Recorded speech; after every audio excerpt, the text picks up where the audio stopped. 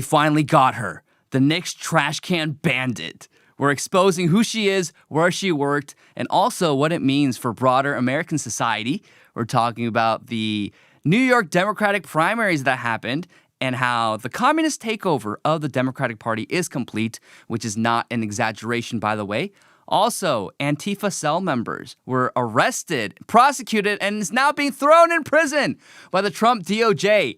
This is an absolute W. We'll talk about that. We're also talking about in Korea. Ghetto Korean American influencers are wreaking havoc and attacking U.S. servicemen. We're also talking about North Korea and its developments. And lastly, we're talking about Supergirl, how it's a flop, no one wants to see it, and also how the legacy media itself is turning their back on her and the movie and James Gunn and DC Studios, and also Shaq. We don't talk too much about basketball, but we're talking about Shaq, his comments on being flat earth. All of that and more today on The Kongman Lee Show.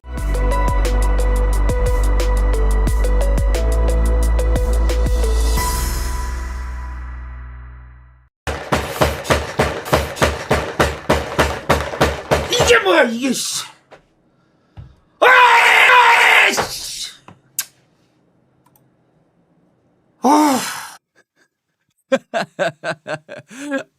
Don't be alarmed. That was not me.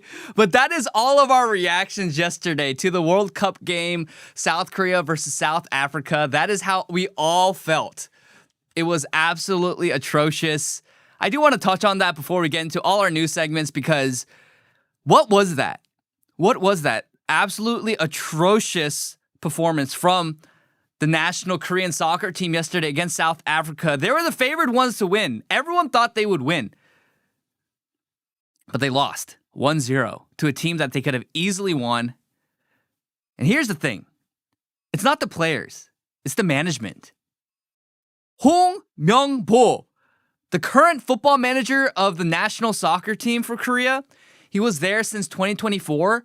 I don't know what the heck the Korean Football Association is thinking by putting him there, but what are you doing? Like, genuinely, what are you doing?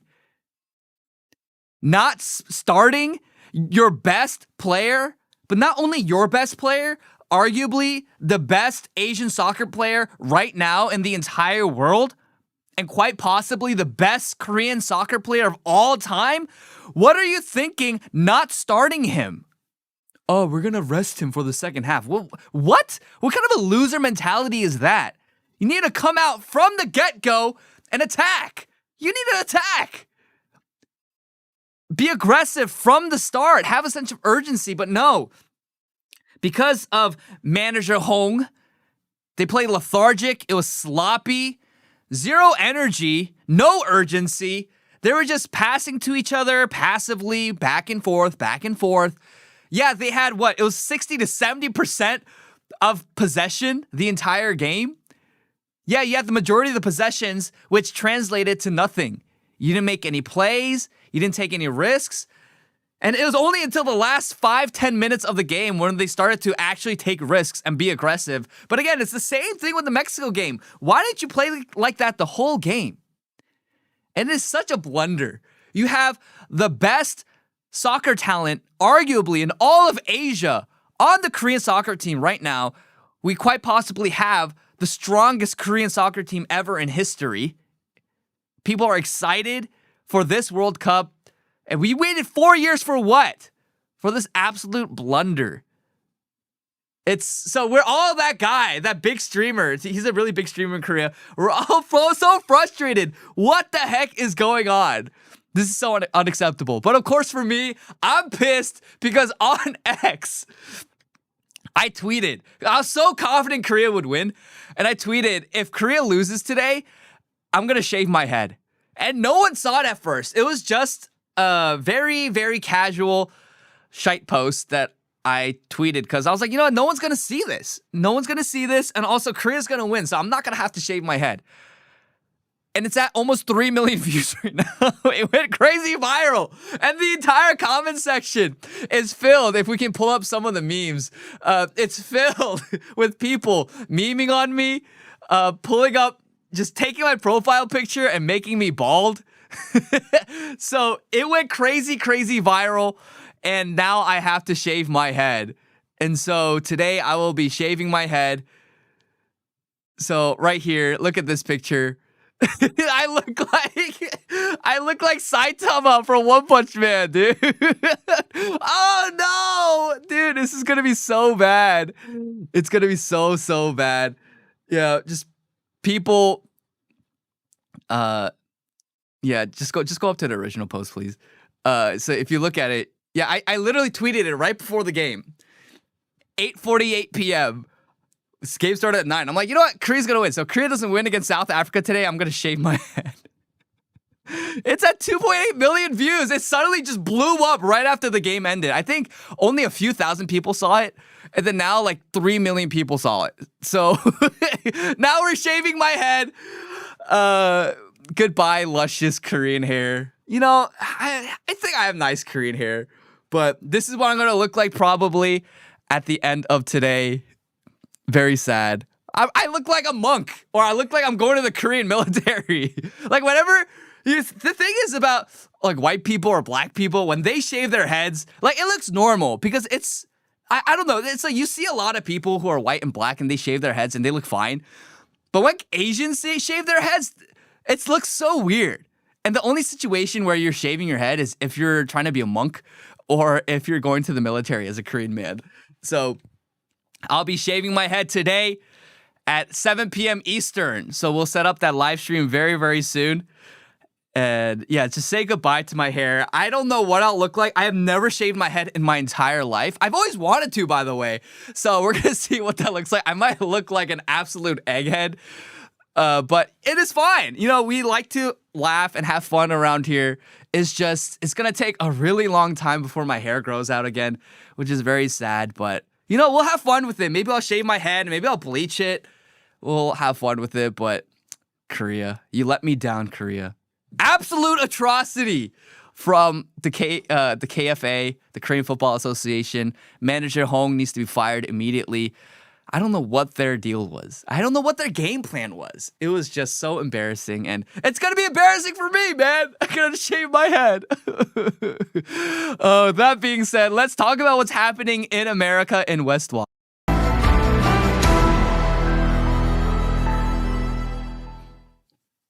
We got her. We got the obese slob who stole a Knicks trash can during the New York Knicks parade. I keep saying Pride Parade almost because that's like I keep talking about parades, and when I talk about parades, it's mostly Pride parades because it's June and it's Pride Month, and it's so annoying to see all these Pride parades everywhere. Anyways, it's not a New York. It's like a New York Knicks Pride Parade, right? It's like we're proud to be New Yorkers and Knicks fans, but it's not like a gay New York parade. Anyways, let's watch this video. This was the original video of this woman emptying a trash can and stealing it for herself.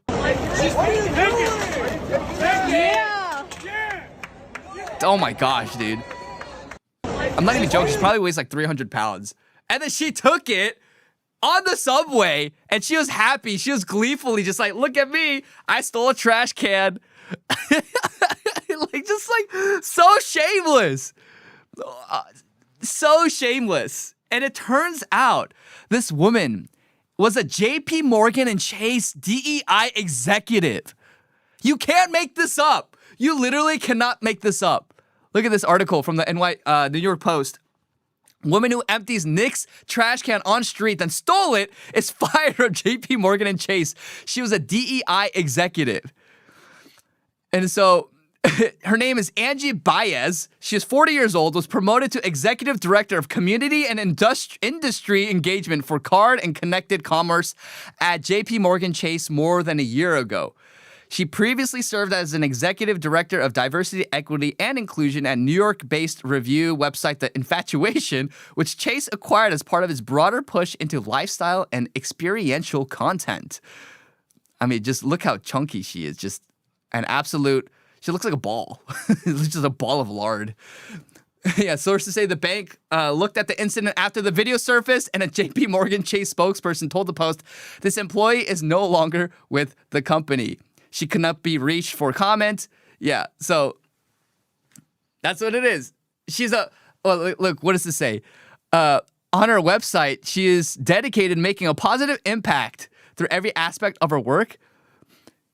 a pursuit of a more equitable and relatable food media industry. I don't know about equitable, relatable. Certainly not relatable to me. As a vibrant mosaic of Dominican heritage, Bronx roots, and a passion for storytelling, creativity, and culture, Angie continues to lead the way towards a more inclusive and equitable future for food media, leaving an indelible mark, indelible, on the infatuation of everything she touches. She also co-founded a queer and black, indigenous, and people of color-owned talent agency, Same Page Co. All right, so you see, this is just the quintessential diversity hire.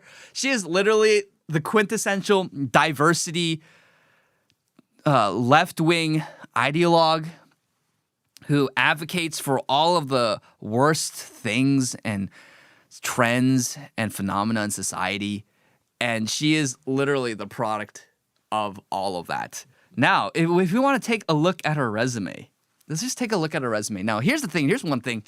When right-wingers talk about someone's credentials, like look, like right-wingers have at least the decency to blur out their information. Because right-wingers, yes, there's going to be extremists who dox, but broadly speaking, right-wingers are still good people, while left-wingers dox and attack with impunity. That being said, this person, Ray, on X says, it's mind-boggling that every elite gating mechanism of our society has been systematically ground to the point where someone with this resume could waltz into one of the most prestigious financial institutions in the U.S. and get an executive director position paying $300,000. So look at her resume. Training and development, okay, from 2013 to present, and that's it. Like, what else did she do? She did DEI for a website, and she did some training at Squarespace, and then she became an executive director at JP Morgan and Chase, earning over $300,000 every year. She was a freelance artist and an art director for One Hope. So she made graphic design for a year, and then she was also an executive assistant at Riverside Christian Fellowship, which is a church, I believe. I don't know exactly which Riverside Christian Fellowship it is. There's many, but this is her credentials. She has an associate's degree in art and communication. That's it. Let's look at her skills. Like, she's good at Adobe Suite, Confluence, Agile. Not very agile, as you saw with the videos and pictures. She doesn't seem very agile.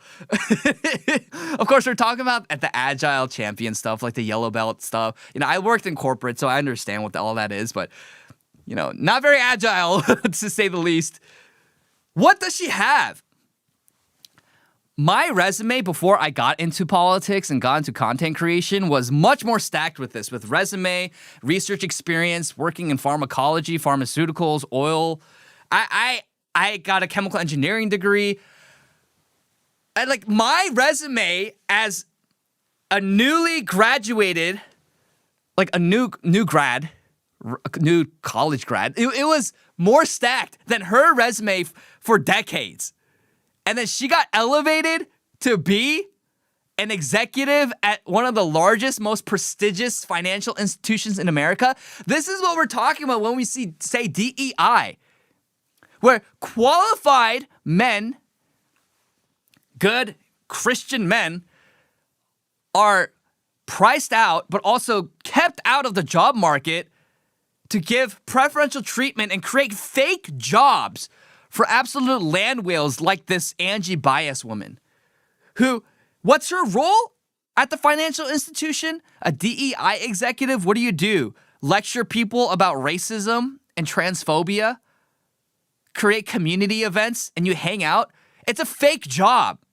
And so someone who has no credentials, who is literally the embodiment of everything we don't want in the society, she's a thief. She is opportunistic. She is literally the size of 3 men combined. She is like so shameless in her crime as well. You saw her smile on the subway. She embodies everything that we don't want in society. She embodies all of the deadly sins. She's gluttonous. She's proud. She is a liar and schemer. It's just, she embodies everything that we don't want, but those people are elevated in our society by institutions of power, and normal, well-adjusted, straight Christian men are cast to the side and disenfranchised for diversity, equity, and inclusion. This is what we're talking about. People say, oh, you just hate women? You just hate people of color? No, not necessarily. But you're making it really hard not to hate people like this when people like this are being paid a handsome salary to do nothing while young men are struggling to find a job. Why do you think people are so pissed off these days? Why do you think young men are swinging so hard to the right? Because in a society that constantly lectures them about how evil they are and every societal ill, it is normal, well-adjusted, young, straight men who are responsible for all of that. You constantly tell them that they don't deserve anything in society and that they're meaningless. They don't have a part in society. They don't have a place in our country and in your community. And then you pay $300,000 for this absolute, this ball. It's just a ball. Why do you think men are pissed off? Of course they're going to be pissed off. And in a society that honors sin and elevates sin and punishes virtue, yeah, you're going to have people radicalized, not only just on the internet, but just everyday Americans. Everyone's so sick of this stuff. This is the quintessential example of DEI. And so what is our takeaway from this as Christian conservatives? Well, of course, we can expose how rotten DEI is from all our most powerful institutions and corporations that hire no talent, no experienced people to do jobs that experienced men can do much better. But again, it's you're hiring people to do fake jobs. So of course we need to expose all of that. But what we need to understand is that meritocracy doesn't actually exist. Why? Because whoever holds the levers of power, whoever is in charge of the board, is in the boards and the C-level suites of these institutions, whoever's in the administrative state in our government institutions, they will control who is able to enter their institutions, hold power, amass power, leverage power, wield power. And so, what Christian conservatives and Christians and just normal Americans need to understand is that meritocracy doesn't exist. That frame only exists for you as the well-meaning patriot, but every other group of people who stands in opposition to you and everything that you love, they don't care about meritocracy. So what the H-1B Indians are doing for all these tech firms and tech companies, that's what Christian conservatives need to do for our own. Don't hire liberals. Don't hire foreigners. Don't hire third worlders who hate your country and want to see it destroyed.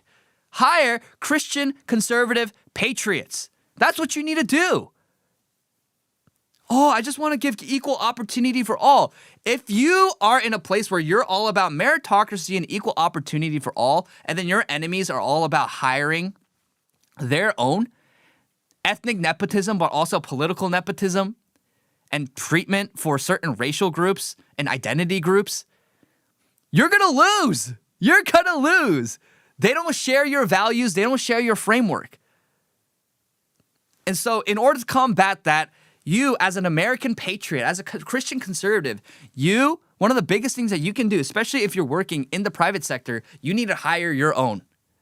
That's what you have to do in order to combat it, because that's the game that they're playing.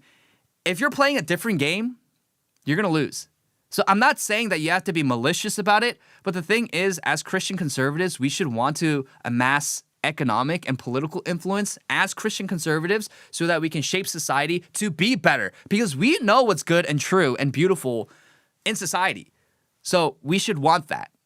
And so nepotism is not a bad thing. Stop. I know it has such icky connotations to it, but leaving an inheritance for your children and your children's children, that's a Christian virtue. It says in Proverbs. And 2, help those who share your values and share your heritage. That is actually a good thing.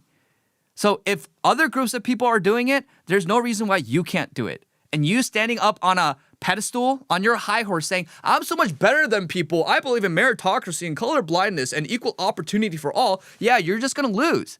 And then everything that you love about your home and your country will be swept under you. While you hold on to your abstractions and principles saying, Oh yeah, but at least I have my principles. While your country is completely stolen from you, and you lose everything that you love. Conservatives need to wake up to this and understand that now is not the time to beat your chest about how great you are, how you're all about equality, but it is to play the same game, but with a mind oriented towards virtue and goodness. And all of this being said, it's so funny because she stole the trash can, she lost her job, and this trash can was returned to NYC sanitation at the end. So it's like, you ruined your entire life. You are now known as a trash can stealer. You're known as the thief of New York City trash cans. You lost your fake job that you're being paid handsomely for. All of that just for the trash can to be returned. You couldn't even keep the trash can. It is truly comical. It's so embarrassing.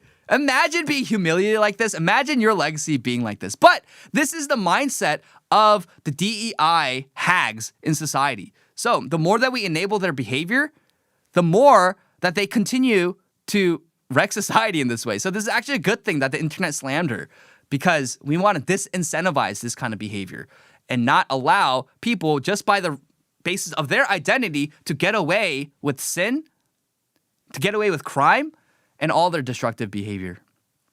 Next story we have, we're still in New York City.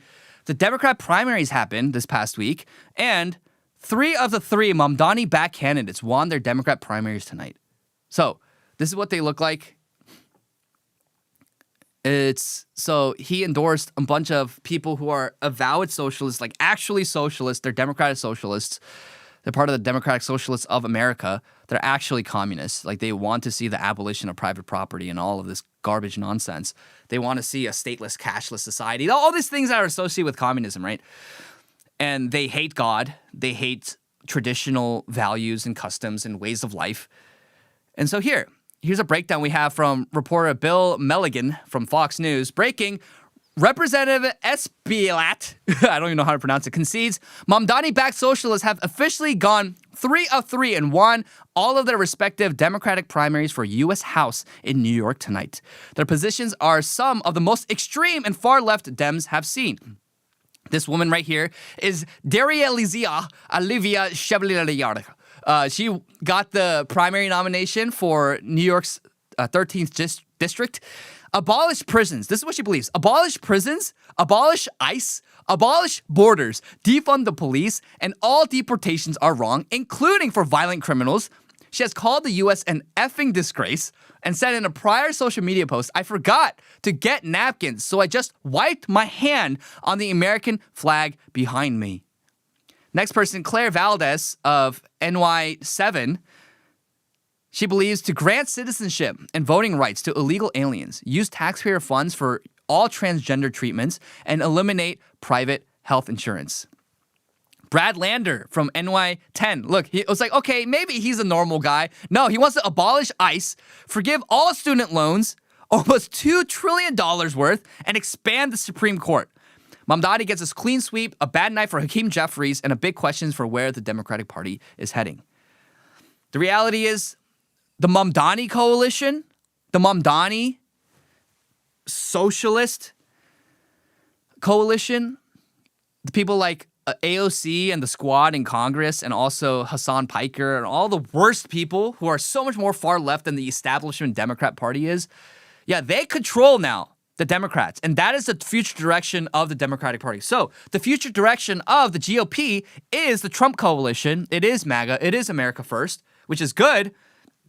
Unfortunately, the future direction of the Democrat Party is genuinely socialist, like genuinely communist, gay race communist, globalist gay race communists who hate your country and want to sell out your country and allow foreigners to invade your country, to completely abolish everything that you worked for, the conception of the American dream, life, liberty, and the pursuit of happiness. They all hate this. Look at this woman right here, Aber Quas. Aber Quas, she won her primary for a New York State Senate seat, and this is what she said.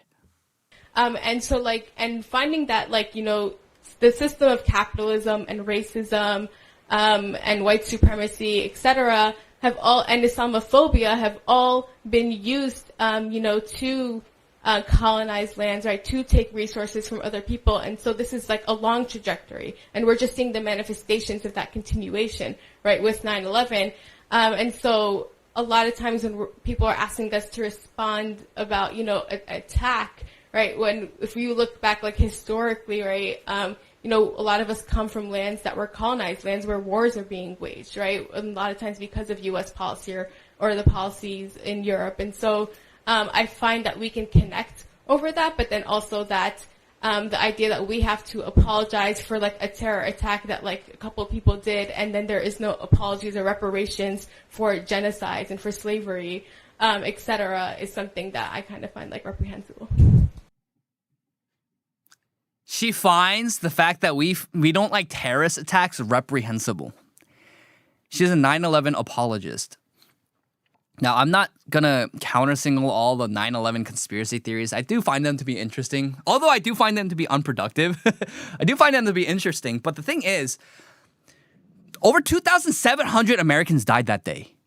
Whether you think it's Israel responsible or it's the jihadis responsible, it is not something that you're like, oh yeah, it's just a terrorist attack. Who cares? What? Over 2,700 Americans died that day. Are you insane?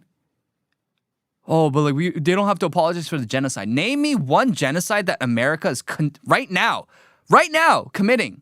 What genocide is America committing right now? Nothing. These third worldists, their entire identity is being a perpetual loser. You have to understand this. This is why black grievance grifters do this. This is why all these third worldist leftists do this. They constantly identify with their past oppression and their past status of being colonized. So they literally view the entire world stuck in 500, 600 years ago, or maybe 200, 300 years ago, of being colonized, being enslaved. And then that is literally their entire identity. So those whose ancestors did the colonization and enslaving, yeah, those people are the bad guys. So therefore, everything that we do in America and in the West is justified because it's retaliation and revenge for past colonialism and past colonization. That's their entire mentality. It's a perpetual loser mentality. It's all out of envy, anger, and resentment. It's vindictive. That's all it is. Like, they don't care about anything. They don't love anything. They just hate America. They hate you. They hate Christianity. They hate that the West brought Christianity to barbaric, savage tribes. They hate that the West brought technology and all of these things, all things that a lot of countries in the third world now enjoy, which are all mainly Western and Eastern inventions. Yeah, they hate that. Because why? Because it's like, oh, they didn't do it for themselves. And so their entire identity is built on resentment and hatred because it's rooted in past slavery and past oppression. That is the only paradigm by which they view the world, which is why they hate white people so much. And that's why, for example, as me, as a right-wing patriot and as someone who values the family and loves God, yeah, they see me as trying to be white because I'm siding with the colonizers. No, I just value goodness and civility in society. Like, I don't like communism. Like, oh, you're just trying to be white. Yeah, whatever. But these people hate you. These people absolutely, absolutely hate you. And one of the things that you have to understand, first of all, is that it's an imperative that foreigners should not hold public office. The children of foreigners should not hold public office. In fact, I believe you have to be a third-generation naturalized immigrant, naturalized citizen, if you want to hold public office in America. I said this on last show, and it went viral on X, and a lot of people were saying that I'm retarded for this, but it's literally just Thomas Aquinas. It's a Thomistic understanding of assimilation that those who come and first generation, even second generation immigrants, that's not even enough for them to assimilate. Assimilation takes time. It takes generations. And if you want someone to hold public office, a foreigner should not hold public office. They should not dictate the future direction of the country and make laws governing native citizens. That's preposterous. We don't hold that standard for any other country except for Western countries and now increasingly the East. It is a preposterous, really absurd proposition. Why should foreigners hold power over native citizens? That is literally, by definition, an invasion. Especially foreigners who have allegiance to foreign countries. So we need to stop that, because one thing that they do is then they only cater towards the needs of foreigners. That's why all of these far left extremists who won there's Democratic primaries, they all want to abolish prisons. They want to abolish ICE. They want to abolish borders. Because why? They want to just take care of their other fellow third worldists. They want to take care of their other Muslims and their Hindus and Pakistanis and Sudanese and Senegalese and Somalis. That's what they want to do. And it is not hateful to point this out, that this is an absolute, truly, truly absurd proposition, that we shouldn't allow this in America. And if we want America to remain America, it has to be for Americans first and foremost, period. I love America. I want America to stay America, and that means preserving the heritage, the ancestry, and traditions of Americans. There's nothing hateful about that. Now, one thing you have to understand is that this is not your parents' Democratic Party. They're being overrun and subverted by genuine communists that want to destroy everything about what makes America America. We can't just sit on the sidelines anymore. This idea that the free marketplace of ideas will win over the electorate. It doesn't work when you have imported a mass underclass of foreigners. You have mass imported a permanent underclass of foreigners who will continuously vote to just get free stuff. Do you think that your readings on Karl Marx, your dissertations about critical race theory, about the Hegelian dialectic, all of these things will win over the average voter? No! Most people don't even know what that means. They don't care about this sophistry. And I'm not saying that's not important, but the thing to understand is that these foreigners and these third worldists and leftists are not motivated by niche concepts written in the Communist Manifesto by Karl Marx. They're literally just motivated by tribalism. And so when foreigners come in and the left Democratic Party mass imports foreigners, what do you think the foreigners are going to vote for? What do you think the foreign invaders are going to vote for? There's one party that says, I'm going to give you free stuff, socialism, free stuff. The right says, the Republican Party says, no, you're going to have to work hard for what you get. The average person is just going to say, especially the foreigner and the immigrant is just going to say, well, I want free stuff. Give me free stuff. And that's how you get socialists winning the primary and taking over the Democratic Party. So this adherence that the right has and this obsession the right has about, oh, we're going to win in the free marketplace of ideas. And yes, we will win. We just have to expose Karl Marx and Leninism. We have to read and give all these quotes and these speeches and dissertations. That's not going to work. That's not going to work because the average voter does not care. So what do you need to do? What is the priority? The priority is to get people into political power and into our institutions of power, whether it's the private sector, education. You got to get these people, no matter what. You need to do whatever is necessary to get these people into power to prevent traitors and foreigners from amassing power. That's all you have to do. Like, that is the sole priority. So yes, your messaging has to cater towards that, your PR, but also electioneering, being boots on the ground, political organizing, but even economics. Hiring people who share your own values, doing business only with people who share your own values. These are all steps that we can take to get people who share our values and love America to win. That's what we have to do. So the focus on, we're going to beat our chests about, we're going to win. And I believe in exchange of ideas, so we're going to win. No, you're not going to win that way. I'm not saying that's not a fruitful endeavor. It is, because that's one avenue by which we can change the hearts and minds. But these foreigners who just want free stuff and these communists, these people who are genuine traitors and hate America, yeah, they're not going to be swayed. Their minds are not going to be swayed by your exchange with them. Look at how still they treat Charlie Kirk. Charlie Kirk went to Oxford to debate people, and what was the product of that? No one left with their minds changed. And there might be people watching, sure, but that's who we do this for. We do all the debate and going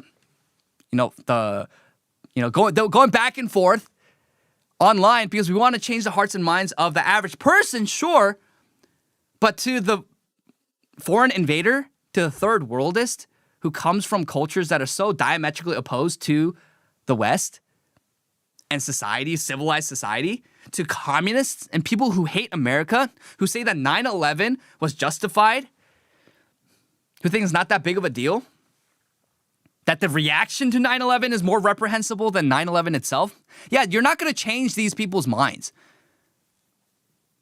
So this is something that the right has to wake up on, because if you don't take drastic political action, nothing's going to change.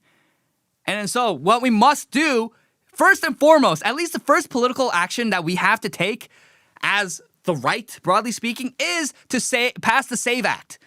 Trump said here, today's housing news conference and signing is hereby canceled until such a time as we pass the desperately needed Save America Act, which I consider to be a national emergency. It is a national emergency. It absolutely is a national emergency. And it is so basic. You have to show proof of citizenship and an ID to vote. That is it, so that you prevent illegal aliens and foreigners from voting in your elections. But they can't even do that. They don't want, and like Republicans cannot even pass that, which is so absurd. So we have to pass this, at least if we want elections to genuinely reflect the will of the American people. And Trump said this in response to the Democratic primaries. Every election's important. We're doing very well. They want a lot of communists to come in. I'm saying it a little bit differently, but the people that they're pushing are communists, and this country is not going to have communists. Thank you very much. So true. This country is not going to have communists. And this is the kind of rhetoric that Trump needs to focus on more and more. This country will not have communism. We cannot have communism in a country. And the version that is plaguing American society right now is a very pernicious version of communism. It takes the communist framework and applies it to gender, race, sexuality.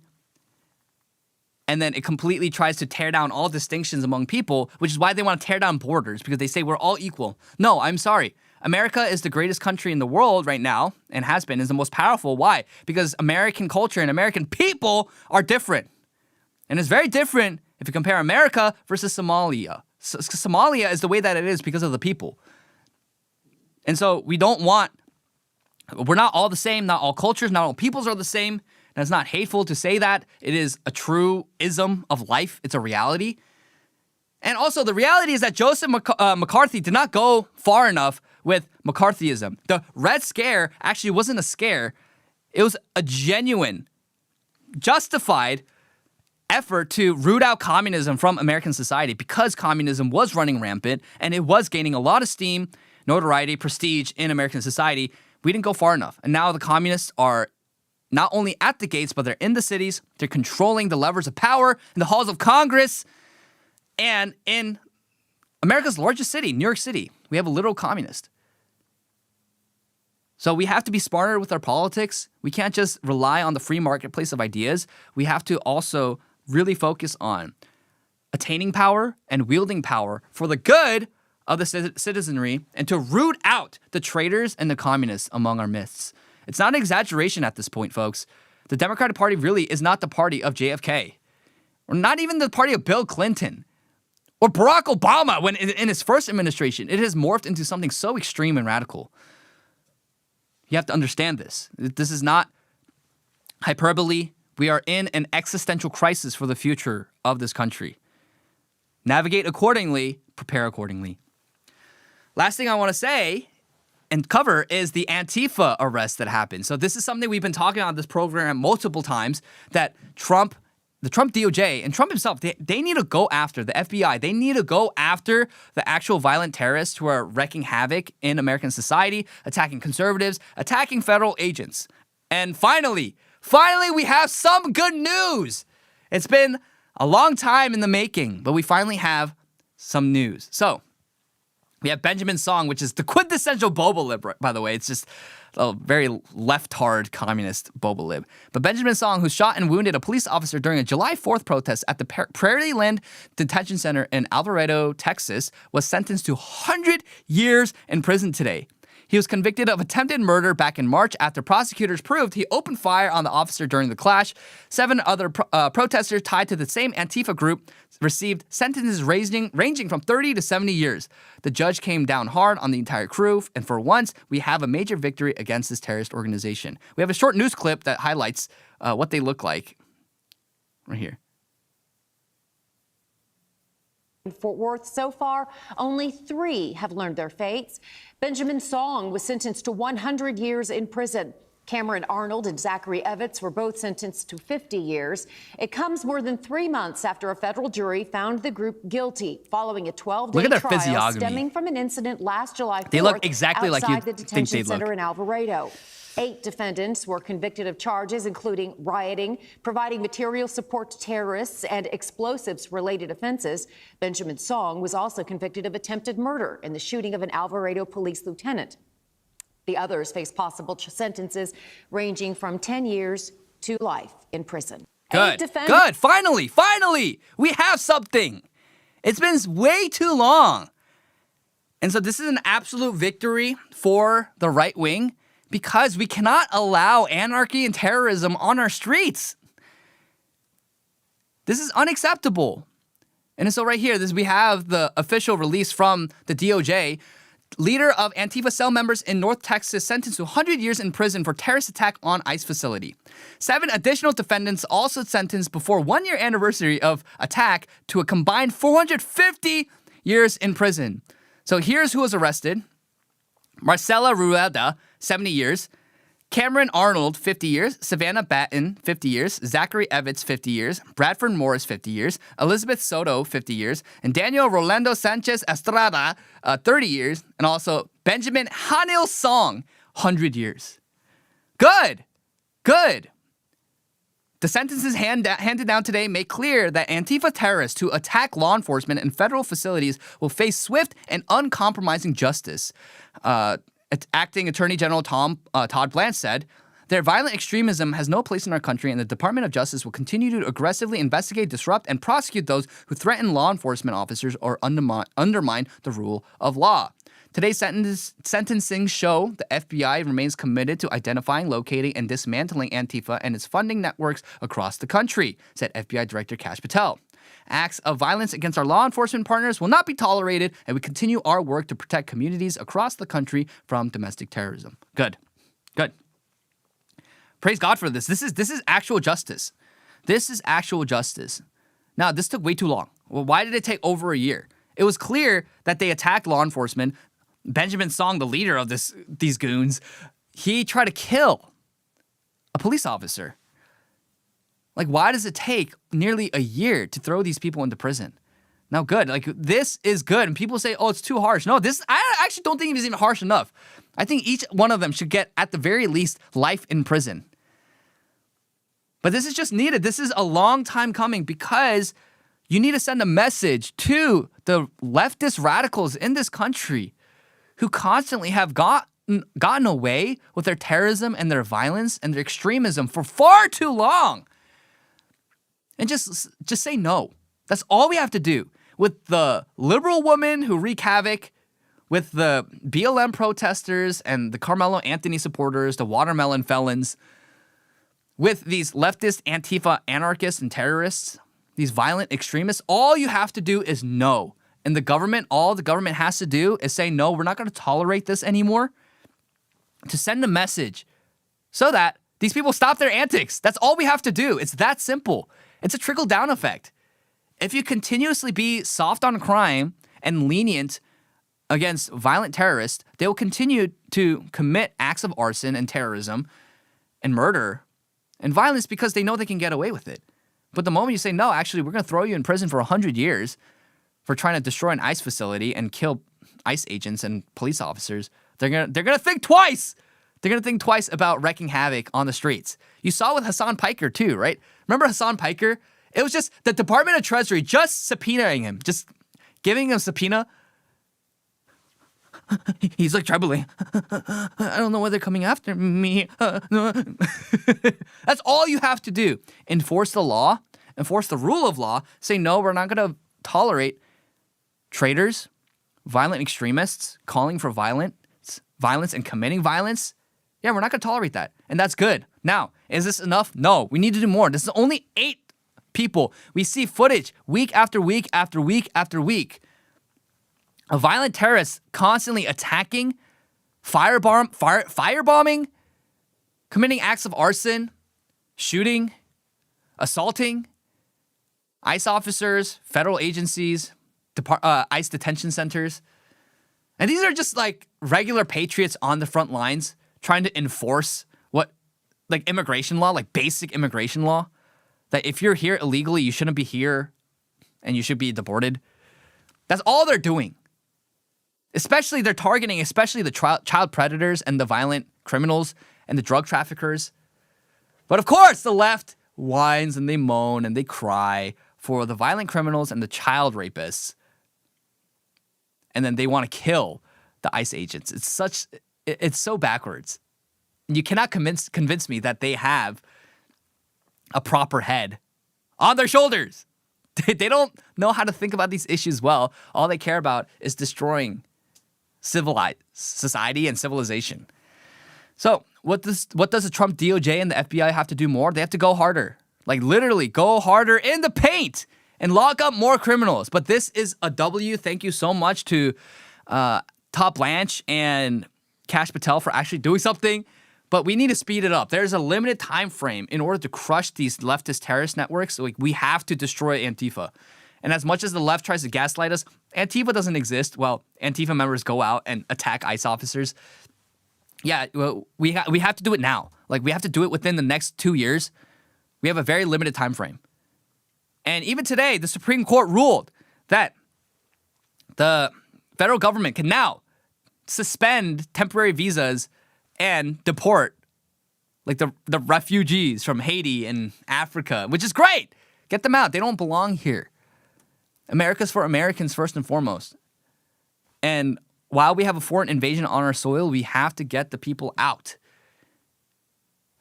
That's not hateful. It is just literally preserving your country for your family and for your posterity. Nothing wrong with that. And that's what the Constitution exists for, to secure the blessings of liberty for the descendants of Americans. And if you want to become an American, it's a slow process, but you must assimilate.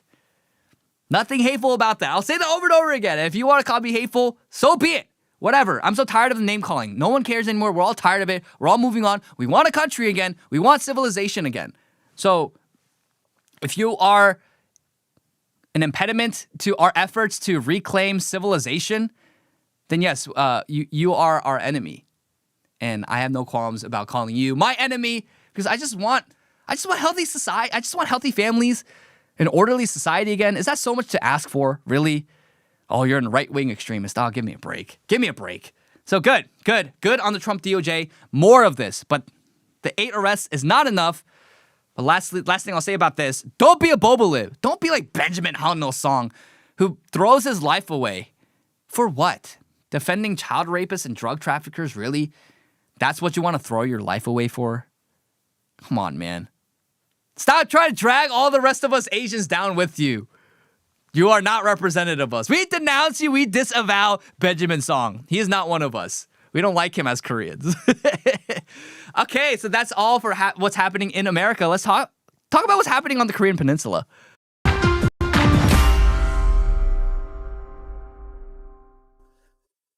Okay, so this video went crazy viral the past few days. There was a Korean-American influencer. His name is Stone Park. And he is the most ghetto. Like, if you want to think about a caricature of the most ghetto, wannabe black ghetto Asian ever, like, this guy is it. And so he was in Pyeongtaek in Korea, which is south of Seoul, where there's a military base there. And he was filmed. He was shown beating up American servicemen on the streets of Pyeongtaek. Watch this.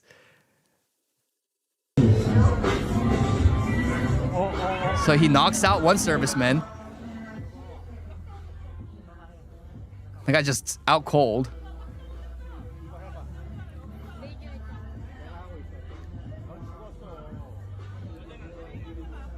And this guy's drunk out of his mind. threatening the girl that's with him. Now he's filming the other guy. Bro, like... And look at him. He's just dancing now. He starts twerking and humping the floor. Really great stuff coming out of this guy. Okay, that's just disgusting. He's drunk out of his mind. Now, obviously, you shouldn't do this in Korean society. One thing I'll say is that other American serviceman, what an absolute, I don't even know what to call him. He's a pussy. Like, sorry, excuse my French, but he's a pussy.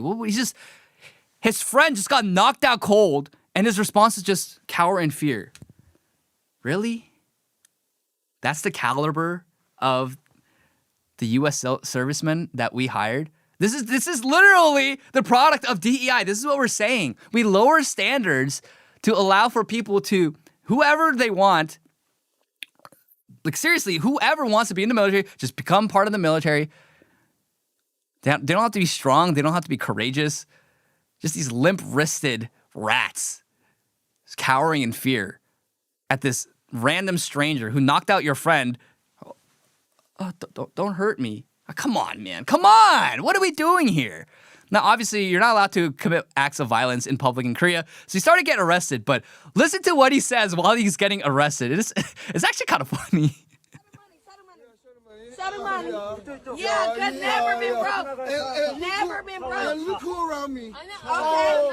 These niggas trying to arrest me for having money. It's just so unbecoming. Why you abusing me, bro? Why you abusing me, bro? That You're racist. That racist. Hey, I'm the Korean George Floyd, nigga. He did say nigga. That was kind of crazy. That was crazy, guys. He did say Damn, nigga. y'all be hurting me. Hurting him. I'm George Floyd, boy. Yeah. I'm George Floyd, No, boy. I'm George Floyd, bro. He need to go.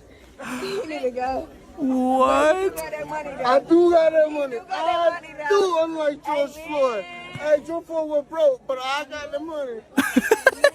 George Floyd know I is broke, got the money. but I got the money. You know I got the money. Yo, they trying to arrest me. They ain't never gonna get me.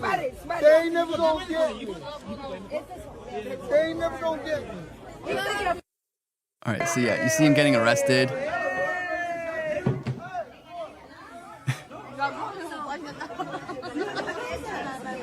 Just hilarious. Okay, I think that's enough. You guys get the idea. It is just absolute low-class, repulsive ghetto behavior. Now, a few things to note. You notice that he's black looping. We covered black looping previously on this program. Black looping is when very low IQ ghetto people constantly say the same phrase over and over and over and over and over again because they don't know how to articulate what they're feeling. And the only thing that they're thinking and the only thing going through their brain is the same phrase to express their, I guess, for the lack of better terms, animalistic outrage. He's on the ground. They're abusing me, man. They're abusing me, man. They're abusing me. That's racist. That's racist. That's racist. And he says, I'm the Korean George Floyd. George Floyd. And he's like, George Floyd was broke, but I got the money. George Floyd, George Floyd. There's just this constant black looping. And then you hear in the black background, too, you hear black women egging on this kind of behavior as well. Hey, hey. It's like, oh my gosh, what are we doing? It is an absolute embarrassment to Koreans worldwide. You know, there's a very popular phrase that people say that you can't judge a book by its cover. I think you can. He has his tattoos all over his body. He looks absolutely unkempt. Doesn't take care of himself. Just drugged and drunk out of his mind. Yes, you can actually judge a book by its cover. He's someone that you wouldn't want typically in Korean society, just in civilized society. But that's one thing. But second, it is so repulsive when Asians try to act like ghetto blacks. Like, what are you doing? It's like, you know, Nina Lin. Nina Lin is a perfect example of this too. What you want? like, what are we doing? It is so repulsive. It is so unbecoming of an East Asian to try to adopt the most dysfunctional parts of the black community. These are parts of the black community that even conservative and Christian blacks denounce because it's so ghetto. There's this pastor, his name is Pastor Manning. He's a great pastor. I believe he's a pastor in East Harlem. He's so funny. I love his clips. But yeah, he's like, yeah, these people are completely unhinged. So this is a culture, even among normal, well-adjusted black people that is denounced. And then you have these Asians like Stone Park and Nina Lynn adopting it. It is so disgusting. And then you have black women on the sideline. Oh, hey, good. Yeah, you go for it. Oh my gosh. This is why I speak out against ghetto culture so much. Because it is so destructive. It is so repulsive. It is actually revolting. It is something that you look at and you're like, it's disgusting. That we shouldn't want that kind of culture in our communities, in our cities, in our country. There's nothing good that comes out of it. There really isn't. They're just violent. They're unhinged. They have low impulse. They do whatever they want and just completely act like a maniac in public. That's not what we should want. We want clean streets. We want an orderly society. And so one thing that Koreans have to know about this, and just people in general, like, we have to understand that this ghetto culture will infect everyone and anyone. Like, we cannot be on the sidelines saying, hey, that's just a difference in culture. That's just the way that they want to live their lives. No, we have to all be vocal and vigilant against this because it affects everyone. And right now, in online culture, people who adopt this kind of mannerisms and this behavior, they get elevated. Look how popular Nina Lynn is. Everyone hates her, but she has a huge following. This guy probably too also has a huge following. Look at all the money that he was waving in the officers' faces. We have to be vocal and vigilant against this, or else it'll spread like a freaking virus. It's worse than COVID-19, man.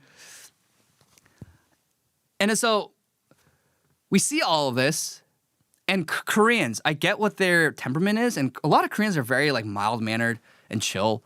But the thing is, we have to be much harder against crime in Korea. And in the same way that America is going very soft on crime in cities, Korea too is getting way too lenient and soft on crime. So you guys know Johnny Somali. I was there for his sentencing verdict 2 months ago when I was in Korea. And so he appealed for a leniency, and the prosecutors appealed for maximum 3-year sentence. And so my friend, Legal Mindset, he was there. They just had the appeals this past week, and actually today, and this is what happened. So the 6-month sentence for Ramzi Khalid Ismail, aka Johnny Somali, was upheld in Seoul, South Korea by a 3-judge appellate court consisting of 2 male judges and 1 female judge. His 6-month sentence was neither lengthened nor shortened, rejecting both the prosecution and defense's respective arguments for aggravation or leniency. Ramzi may appeal to the Korean Supreme Court, which I don't know if he will. Maybe he will. Maybe he's desperate.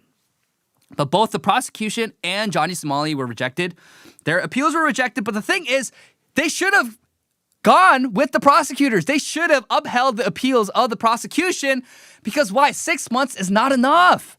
He needs 3 years. You need to send a strong message to nuisance streamers that you're not going to allow this in Korean society. But this is not just with nuisance streamers. This happens with drugs, with violence, with rape, with any sort of violent crime or just destructive behavior in society. Korea is becoming more and more lenient. And politically speaking, the politician who runs on judicial reform in Korea will get massive support. Every single Korean is sick and tired. They are sick and tired of the leniency of the Korean courts. How do I know this? Well, people are pissed about the Johnny Somali verdict. They're saying it's not enough. Every single Korean is saying it's not enough. 6 months is not enough for how he disrespected Koreans and he hurt Koreans and was completely a maniac and psychopath in public. But also, how do I know this? There's a drama right now. There's an action drama right now called Teach You a Lesson. It's called 참교육 in Korean. And it is the #1 action drama. It is the #1 drama right now, not only in Korea, but worldwide. And so the premise of this drama is that there is a new government agency created in the Ministry of Education. It's called the Educational Rights Protection Bureau. And it's a bunch of really badass agents going around and using whatever measures necessary, whether it's physical discipline, whether it's psychological discipline, to instill order in classrooms again and to reform schools once again. It is quite possibly the most right-wing media coming out of Korea ever. Like, genuinely ever. The premise is that you're reinstating order in society, especially in the education sector. Now, why is that important? Because Korea has become so soft. It's become way too soft. Where right now, in Korean schools, the parents and the children control everything. The teacher cannot, they can't stand up for themselves, really. That if they're enduring psychological abuse, verbal abuse, even like physical abuse from students and parents, that the teachers just have to take it because the parents and the child come first. Now, that might seem okay in principle, but the reality is people abuse that. Koreans are smart. Okay, so if you allow for a system where parents and students can get away with anything because they're protected under the law, meanwhile, teachers have to endure the brunt of everything. Yes, of course, there's going to be people who take advantage of that.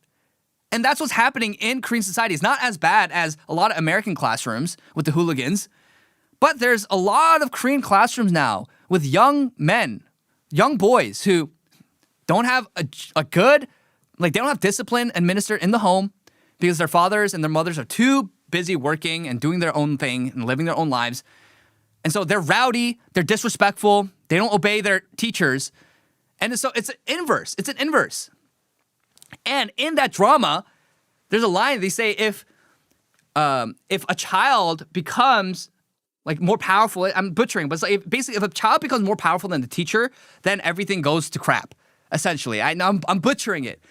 But this drama understands, and it's from a webtoon, a very popular webtoon, which is controversial too, by the way. But it understands the proper order and hierarchy of things in order to preserve order in society, to have healthy members of society and a civilized society. That's what it's all about. And so this is the most popular. Because right now, school violence is ramping up in Korea, drug use, and collapsing faculty authority. Teachers don't have any authority over children again, their students again. So what happens as a result? Yeah, you're going to have very depressed and very, very, very suicidal teachers who are discouraged. And you're going to have a very dysfunctional society where children become the head and everything the child wants, you have to acquiesce to as the teacher, but also the parent. That's backwards. That's not how you run a society. That's not how you raise children. They have to be under the authority of an adult properly. So all that being said, that's the most popular. That's the most popular drama right now in Korea and worldwide because there's a hunger for right-wing ideology to make a comeback in society. Why? Because right-wing ideology is just reality. It is just goodness, truth, and beauty applied to society, applied to life, and to understand the reality of things and state it plainly. And there's a huge hunger for that. So whoever's listening, if there's any Korean politician or any Korean right-winger or Korean in Korea listening to this, this is what we have to understand. That one of the ways that you change and better Korean society right now is to bring back harsher punishments for criminals and those who wreak havoc in society. And to be okay with having stricter punishments and proper authority instated in schools again. That message will resonate with the Korean people because so many Koreans see this problem. Yet no one is doing anything to address it. Instead, Korean politicians, they bicker with one another and they get nothing accomplished. So do not be like the Stone Park dude. Do not be ghetto. Stop trying to assimilate and adopt the most dysfunctional parts of American culture. It's very unbecoming. And Yeah, we don't like to see that. So on behalf of the Korean community, I disavow Stone Park. Please do not be like this guy. And I do wish and pray that Korea becomes more, they really rule more with an iron fist against criminals and against just like psychopaths like this. Because no tolerance. We should have no tolerance for this kind of behavior in society. Next thing I want to talk about is North Korea. So North Korea, we have an article. So I saw this tweet from Visegrad on on Twitter. North Korea has put into service its largest military ship to date, the destroyer Chohyun. Kim Jong-un stated that North Korea should build 2 military ships comparable to the 5,000-ton destroyer Chohyun every year for the next 5 years. Kim also announced plans to deploy another 5,000-ton destroyer Gangkhon, and in the future, build strategic ships with a displacement of up to 10,000 tons. North Korea is not playing around anymore. This is not North Korean propaganda. This is real. This is coming from people, journalists, Western journalists, Korean journalists, on the ground, boots on the ground. This is what's actually happening. So we have an article from the Associated Press, who, yes, I know they're a little left-wing, but when it comes to geopolitics, the Associated Press and New York Times is actually pretty good. It's right here. Let's read this article together. North Korea's Kim claims progress on nuclear-armed navy as new warship is placed into service.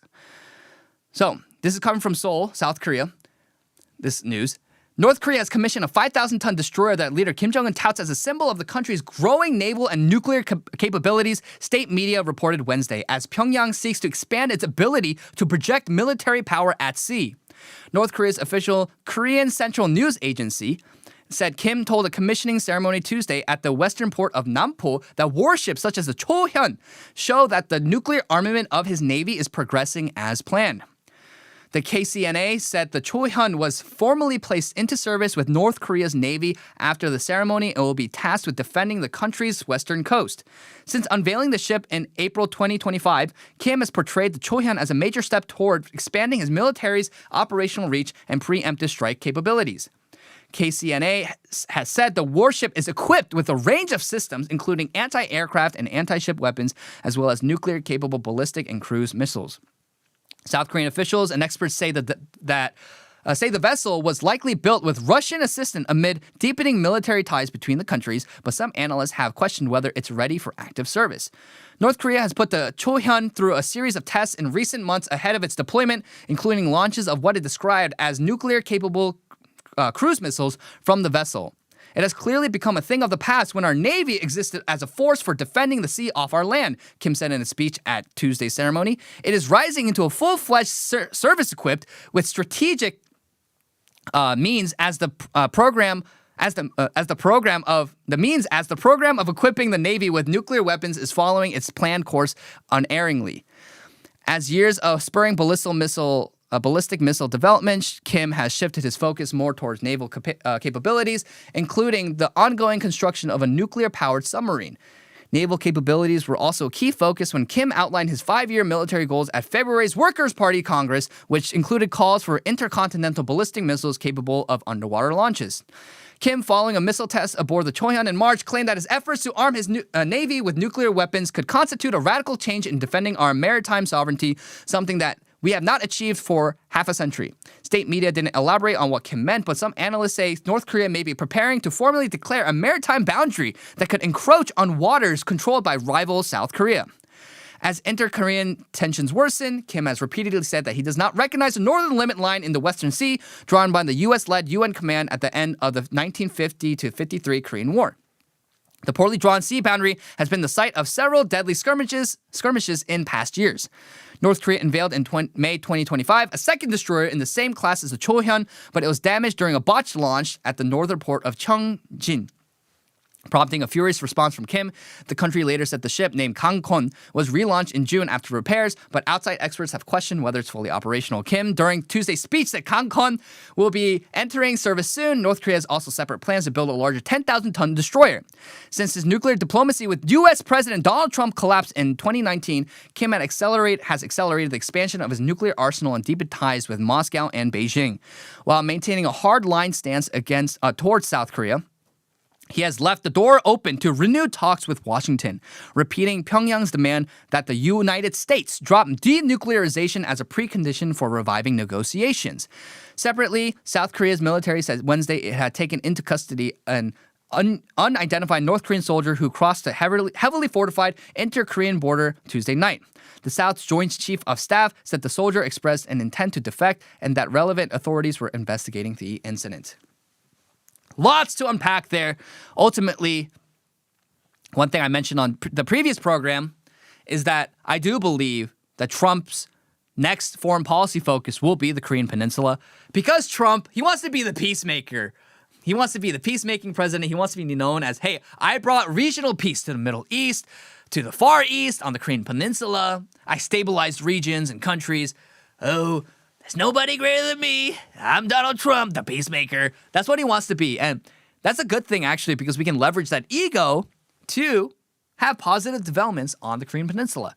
So as things in Iran and the Middle East wrap up, I do believe that he's going to focus in Korea, as we saw with his talks with Lee Jae-myung at the G7 summit. That being said, what's next? What's next for North Korea? And the thing is, we have to understand that North Korea is not going to get rid of their nukes anytime soon. Their nuclear arsenal, they're not going to give it up anytime soon. And this is obviously a clear development of them, their arms deals and their military ties with Russia that's helping them develop not only economically, but also the military industry and their military technology, that their ties to Beijing and all the resources that they're getting from Beijing through trade is allowing for them to rapidly grow. Now, I'm not saying that North Korea has become like a powerhouse overnight. You still have millions of people starving. But in a few years, it can be like what China was, where China, before it opened up its economy, millions upon millions of people were starving to death in China. And then they opened their economy in the late 1900s. Now China became the second biggest economy in the world. So one thing you have to understand about East Asians, broadly speaking, is that they have the highest IQs in the world for a reason, and they're hardworking. And so I do believe that Kim Jong-un's focus is not external now. We covered this. He eliminated all goals of reunification with South Korea in the North Korean constitution.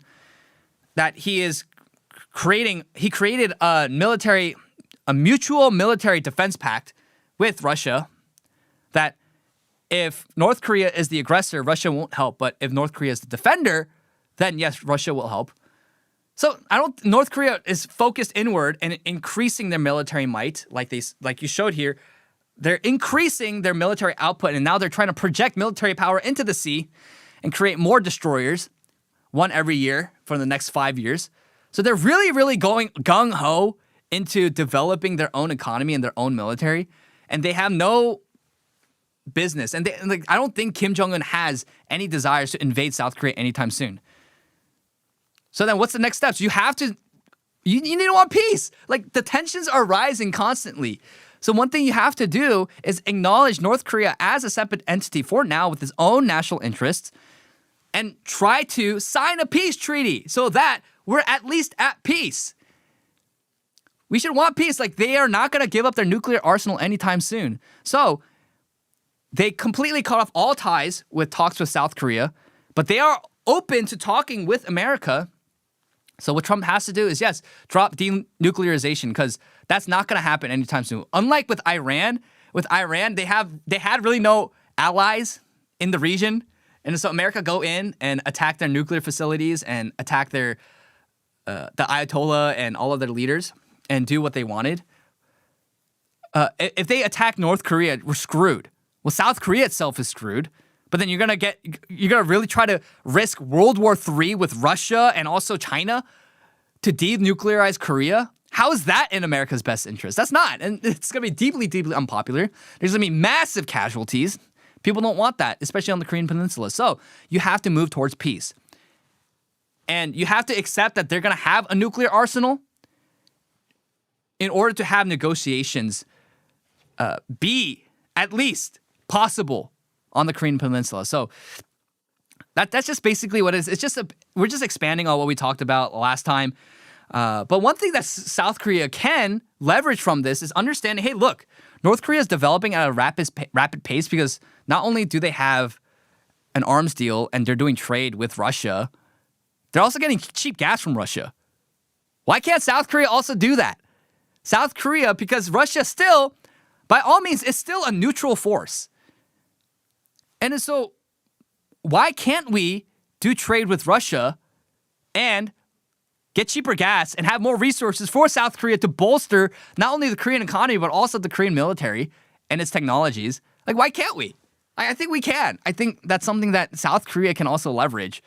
And then, as a result, then Russia can serve as a potential additional mediator between North Korea and South Korea. Because right now, the U.S. is the only mediator right now. But if Russia comes in as also a third party, I do believe that could also ease tensions and possibly create peace on the Korean Peninsula. And so, obviously, the economic sanctions that South Korea and the U.S. are imposing on North Korea for denuclearization is not working.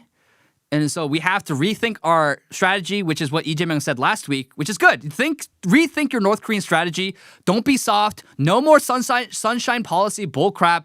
We're just going to be nice to North Korea and hopefully they open up their borders and open up their arms. No, they have no interest in doing so with South Korea.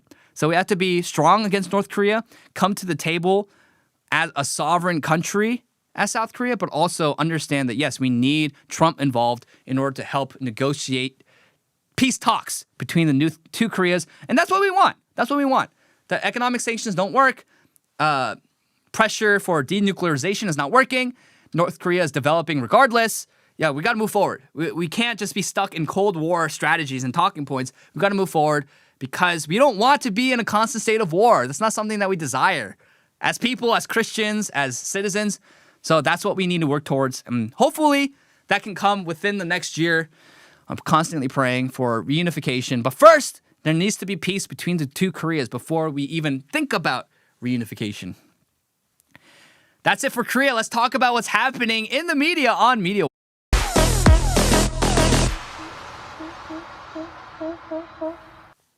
Supergirl! Supergirl is coming out this weekend. And I am surprised. I thought all the shills would come out of the woodworks and say, yeah, this is a great movie, a must watch. All the film critics, the official film critics, they say, oh, an incredible boss babe work of feminist power, yeah. And no, everyone hates this. Everyone hates this movie. Look at its ratings on Rotten Tomatoes. 59% on Rotten Tomatoes. That is rough. That's really rough. Typically, the legacy film critics and the establishment shows, like they always gas up these kind of movies, especially if they have a female protagonist. But they're like, no, we hate this. Look at what Variety out of all magazines said. Supergirl is a super horrendous comic book movie with the worst script I can remember, reads Variety's review from Owen Gleiberman. James Gunn said he wasn't going into production on any movie until the script was rock solid, for that was the overriding problem with the superhero overkill era. The films had lousy scripts, which served as grids for layering visual effects. Gunn was right to want to take the comic book genre back to the basics of well-structured screenwriting. So, what has he done with this second DC outing? He's given us a comic book movie with the worst script I can remember. Even Variety is saying they hate this as the worst script ever. By the way, the writer of this film, they have no work under them. They have no work under their belt. They only worked on one short film. Or I think it's two. It's one, right? I believe it's one. Yeah, it's just one short film. And then she became the main writer for Supergirl, a huge blockbuster Hollywood film. What? And so this movie was doomed to start even from the end of James Gunn's Superman. Remember the scene? She comes in all drunk, gets crypto. Oh, see you later, and starts cursing at Kal-El. Yeah, that's not gonna leave a good impression. And on top of that, you had a lousy trailer that just makes her look like she doesn't care about anything. She's like, whatever. Just this edgy, nihilistic, typical leftard girl. And then in her press in the press, she's just completely slamming conservatives. Remember? She mocks critics and she says a lot of them are Christian dads. This is what she said. She said, I mean, whose opinion do you really care about? If you're pissing off the right kind of people, oh, you're doing okay. And it's from a lot of people whose profiles have no photo or burner accounts or someone's name and then data for Christian, which is hilarious to me. She mocks Christian dads who are the primary demographic you want to cater towards, or at the very least not piss off, because they're going to be the ones taking their family and children to watch your horrendous film. So this movie was doomed to start, but then her PR has made it so much worse. Like, I am so perplexed at casting directors and producers, their direction to constantly go with these insufferable, pretentious, narcissistic female actresses who constantly mock and denigrate their own audience. What is the, like, think about Rachel Zegler. Weird. Oh yeah, like, it's so misogynistic, so outdated. Oh yeah. Why are you doing this to yourself? Like, are you, like, what is going on? Do you like your films flopping? And that's how you know that they keep losing money. These studios keep losing money, yet they still make the same decision over and over and over again. Why? Because the cost is worth it for these Marxists, for this gay race communist revolution to take root and take hold in society. They will lose money. They will expend all their political and monetary capital. They will do whatever it takes to ensure that people are demoralized, that American culture is subverted, so that godlessness and degeneracy can take root. Like, they literally do not care if they lose money. They continuously lose money, and they don't learn a lesson at all. They have never learned their lesson. They continuously cast the worst insufferable, leftoid, communist female actress. They continuously write lazy scripts, hire the worst people because they're ideologically aligned with them, and they keep losing money because it's not about the money at this point. It's about the revolution. It's about the ideology. They hate you. They hate your God. They hate this country. They want to destroy it. That's really all it's about. And so, yes, there's a lot of people who are materialistic and greedy in this country, but when it comes to revolutions, people are mostly motivated by what? Ideology. And right now, this gay race communism has become their god. It has become the god of Hollywood, mainstream Hollywood. She also tried to say that Supergirl can be queer. Listen to this interview. Millie Alcock, just absolutely insufferable. Line about Kara's queerness in the comics, was that something that you explored when you were preparing for the role? It wasn't, but in honor of Pride Month, as I'm getting all these questions, I don't know. I think that what makes this film so beautiful is that it's not centered around a man. It's not centered around love at all, if anything. Yeah. But we'll see. I don't really know, but I don't know. I don't know. It's great. She'd probably go both ways. It's so great because it's not centered around love.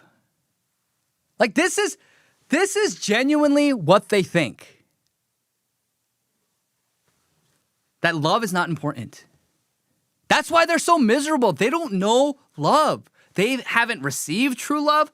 They don't know what it's like to give sacrificial true love to someone.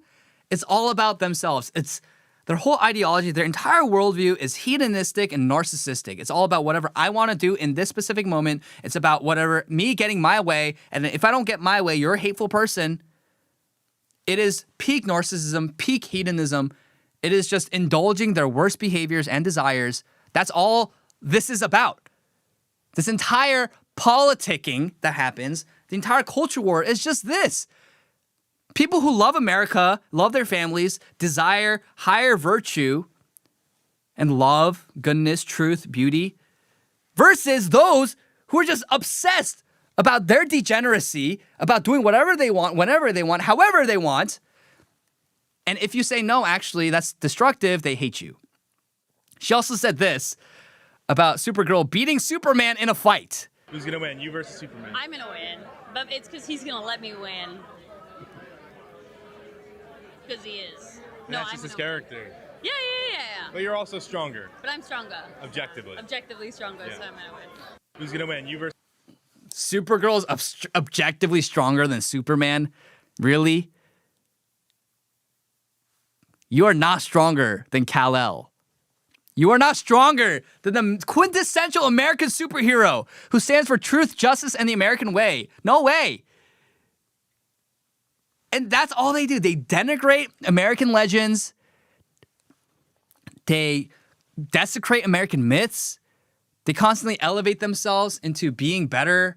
And so they're so pretentious. It's so insufferable. And Millie Alcock is the quintessential example of someone who is, yes, outwardly not that bad looking, but because there's so much rot inside, it's not attractive at all. You can have an average looking girl, but if she's feminine, if she's bubbly, if she's gentle, if she's lovely and pleasant, dude, every guy would go head over heels for her. But this girl who, yes, Millie Alcock is not truly ugly in the conventional sense, but because she's so stuck up and pretentious and narcissistic, oh man, not attractive at all. Like your inward self, if you don't have inward beauty, it will manifest itself outwardly and you will not be attractive. So people are hating this. Box office projection is looking very, very, very great. Look at this. James Gunn's Supergirl will be the first DC movie to open below the number one spot at the domestic box office since Jonah Hex in 2010 with only $40 million, a new low for the DC franchise and the DCU. I get a lot of hate for this, but I liked Zack Snyder's vision for the DCEU. I did. I'm sorry, I did. Okay? Crucify me. The extended version of Justice League, it was so good. It was so peak. And at the end, when he was... Oh, it's a fake? No! Wait, that one was a fake? Oh, it was a culture fake. That's so funny. Anyways, it is still projected to flop. It is still projected to flop. Can you look up like the actual box office projections? I do think it's still projected to flop. But what I was saying about the Justice League, right? The Justice League, the extended version of the Justice League, when they're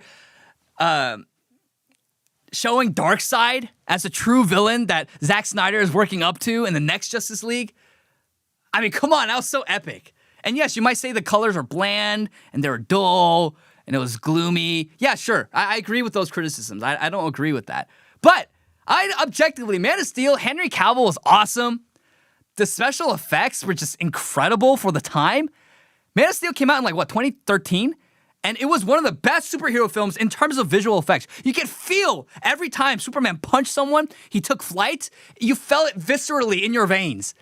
It was incredible. I liked the Wonder Woman film. I didn't like the Wonder Woman 84. Batman films were not bad either. Aquaman actually wasn't that bad, honestly. I didn't think it was terrible. It could have been better, but it wasn't that bad. And he had a coherent vision. And the thing is, he didn't hate his fans. Well, I mean, he had a little scuffle with Geeks and Gamers, so I know about that. But he didn't and the actors and the crew didn't constantly denigrate their fans and talk about how, oh yeah, we got to up. Superman's actually queer. Yeah. Zack Snyder, for all of his hate and everything that you say bad about him, at least he had a vision, and he had a coherent vision for the DCEU. James Gunn coming in and gutting everything was the worst thing that happened to DCEU. They should have kept Zack Snyder going. They should have.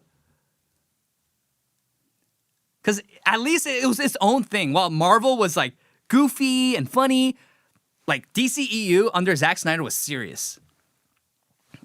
At least it was something different. At least he had a coherent vision and tried to formulate a coherent universe.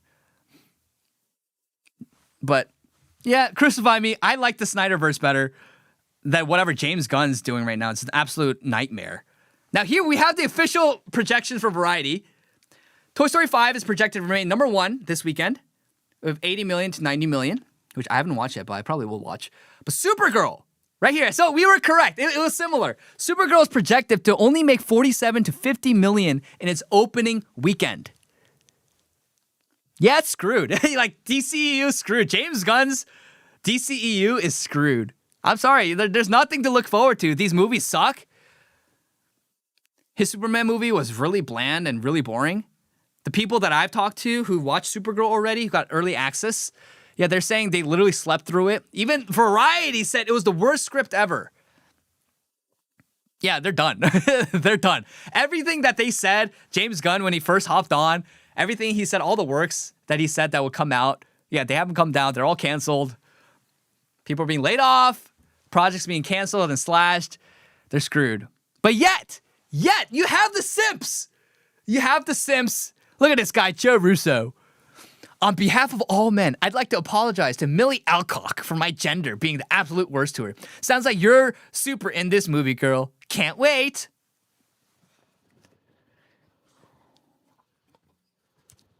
Joe Russo, I really hope she sees this. I really hope she sees this, man. Like, I really hope she sees this. She's not going to sleep with you, but I really hope she sees this.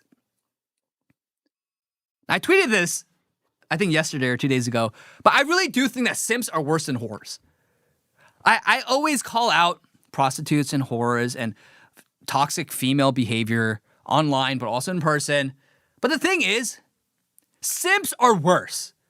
Because simps enable that kind of behavior, and then simps create the economy and the currency to incentivize women to act that way. I'm not absolving women of their sins and their actions, because they're also people who need to be held accountable, but simps are the absolute worst. There's this fake Korean account on X called SoviX. She claims to be Korean American, but she's not. How do I know this? Because there's no evidence whatsoever to prove that she's actually Korean. Heck, it's probably a guy. Every single picture's AI. Always posting softcore porn of Asian, like, OnlyFans creators. Talking about, oh yeah, like, South Korea's birth rate's gonna skyrocket because of Mexico. There's gonna be so many people who want to marry Koreans and have children with Koreans. Haha, Koreans will become Filipinos at this point. Like, we get it. What you're trying to do, you're a subversive force in order to whore out the Korean people. And you're monetizing it. And when I ask gently, hey, are you even Korean? There's no proof of you being Korean. I get blocked. And then you know what the response is from all her simps? She's not even a real person. And the simps are coming out, Kangmin's so rude. You're so rude. You think you're so much better than her. No. That's not even a real person you're talking about. It is a fake persona. No one has seen her. No one has talked to her. No one has met with her. You think that someone as a right-wing creator on X, at least someone would have a conversation with her over the phone or at least in person, have met up with her because she claims to live in Texas. Tons of conservative creators there, by the way. No one knows of this girl. No one has seen her, talked to her, met her at all. None. Zada zilch. Oh, how could you be so rude to her? You're so mean. She's so nice to me. It's not even a real person you're talking to. You simps literally should be locked up. Simps should be locked up. At least, you know what? You know, we're talking about deporting. A lot of mass deportation talks on this show.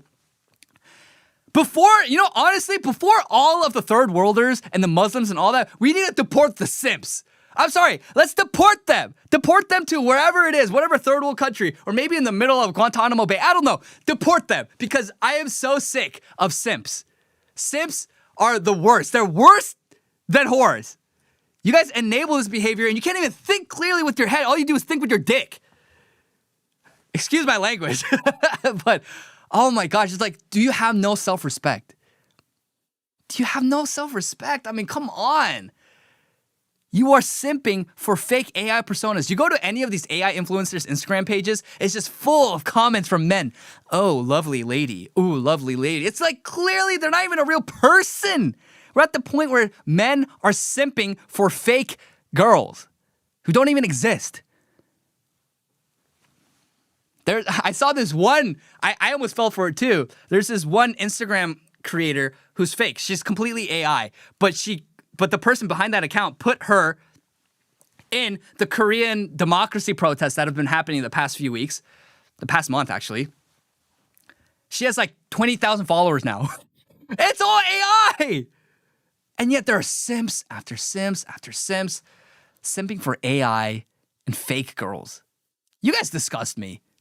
This is why democracy doesn't work. Because you have idiots like this. Do not simp. All that being said, Supergirl is going to be a flop. Oh, I might watch it. Because I do have like the AMC pass. So it's not going to cost me any money. I'm already paying AMC money to go watch 3 movies a week. So I'll probably go watch that. I'll probably watch Toy Story. And I'll let you guys know what I think about it.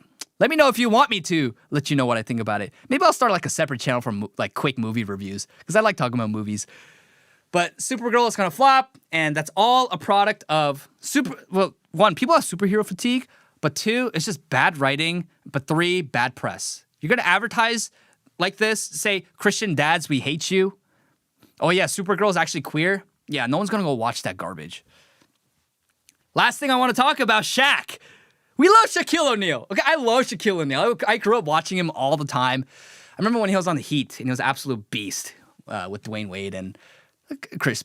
Yeah, it was great. It was great. I like Shaquille O'Neal. His segment, Shaq'd in a Fool, when he always made fun of JaVale McGee. JaVale McGee! And it's just, it's like peak content. Really loved it. And that was pre-George Floyd BLM era.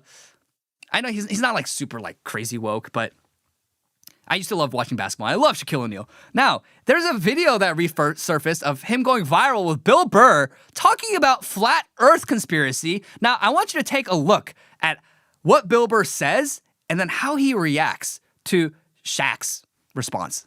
Look at this. No, they're conspiracy theories. White people shit or black people?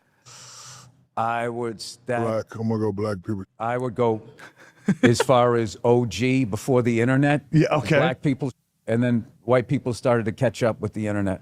Took it too we far. went in a stupid direction. Yeah. Like flat earthers, rather than like being these people at the top are the ones we should be upset. You don't think Earth is flat? Huh? What? You know, I'm just asking a question. Do you? I'm just saying. I took it. Oh my God, dude. My question is, what is the advantage the people in power have that if it's actually flat, I'm thinking it's round? Like, what does that get them? Oh, that's I don't interesting. know. I just I said, get the other things. I just said I fly a lot. Oh my God. I didn't know this. I'm gonna let you cook. One time I took a 25-hour flight, and the plane never did this. That's all I said. That's all I not said. how it works. Hold on. If you're So on you think the plane's supposed to constantly be dipping slowly? If you're on the map, if U.S. is here and another country is there, when I was going to that country, the plane never did that. That's all I said. That's all I said. Think about what You I'm notice saying. when you fly if you look over at the a map, if USA is over here, there's another country over here on the bottom, whatever. When you fly, my plane never did that. That's all I said. I would, because then I'd be like, the earth is round. But it didn't do that. I'm just saying. That's all. I'm just. But you also realize Just that think about this it. isn't north. That's up. I know that. Okay. Yeah, I know that. Okay. Just. I'm just saying, because because I was looking at a map one time I was flying. I was here, and I flew to here. And I stayed up the whole time looking out the window, just to make sure.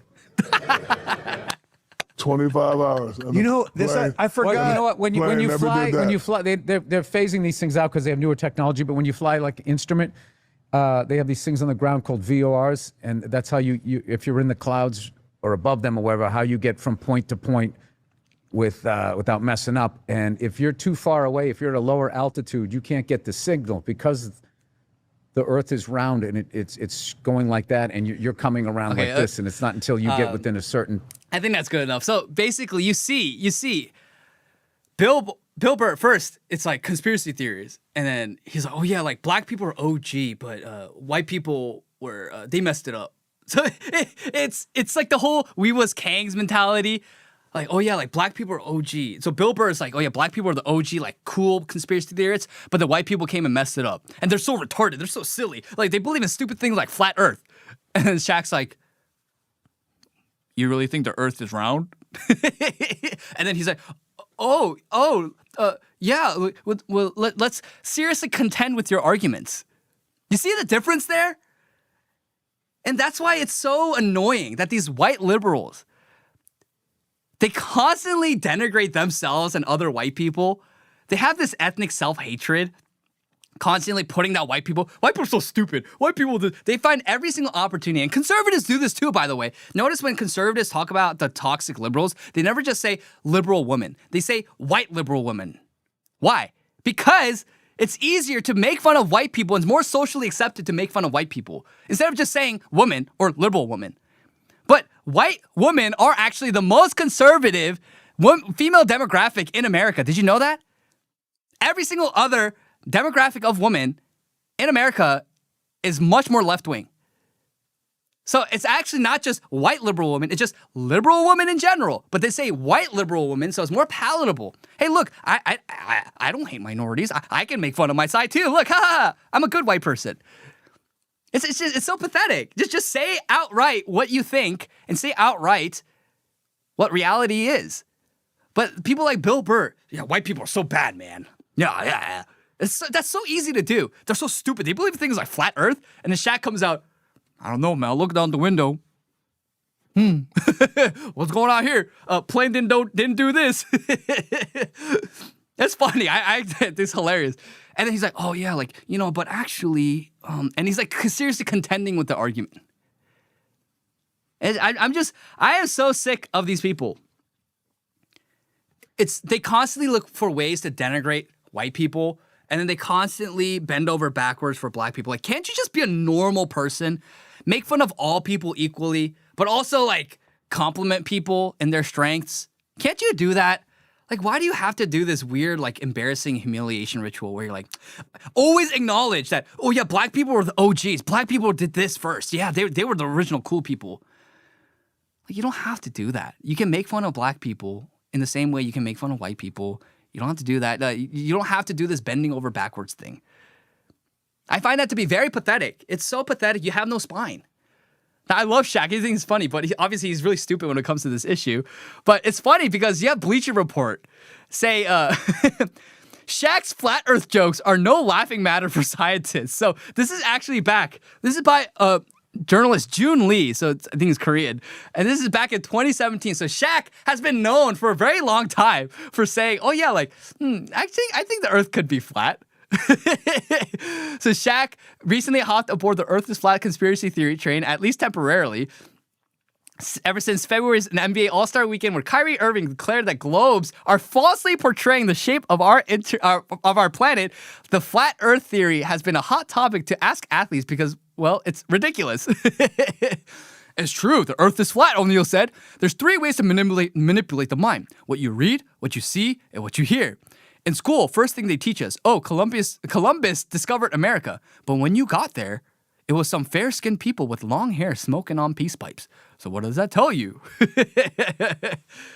O'Neal goes to explain that his drives from coast to coast helped him come to this conclusion. The S word looks flat to me. I do not go down and up on a 360-degree angle and all that stuff about gravity. Have you looked outside of Atlanta lately and seen all these buildings? You tell me that China is under us? China's under us? It's not. The world is flat. It's so funny. So it's funny. Like, this is like not genuinely harmful. Like, everyone knows that the Earth isn't genuinely flat. There's a lot of people who believe in the firmament, and that Elon Musk is developing SpaceX to break through the firmament to reach the heavens. I have friends who are genuinely flat earthers, and I find their arguments to be very interesting, although it doesn't hold any weight under, genuine scrutiny. But it doesn't genuinely hurt anyone. But that's the thing. It's like they go after people for stupid things like this. And then for black athletes, there was just one black athlete today who was arrested. I think he's on the Detroit Lions. He's a cornerback. And he was arrested for, was it murder and kidnapping? Stealing and kidnapping. And it's like, no one cares about that. There's no controversy that happens. But God forbid, Shaq says, maybe I think the earth is flat. Everyone freaks out. It's just such a misapplication of moral outrage and priorities. But all that being said, I think this does show a broader trend of black people just having just very absurd conspiracies. And somehow it's just okay.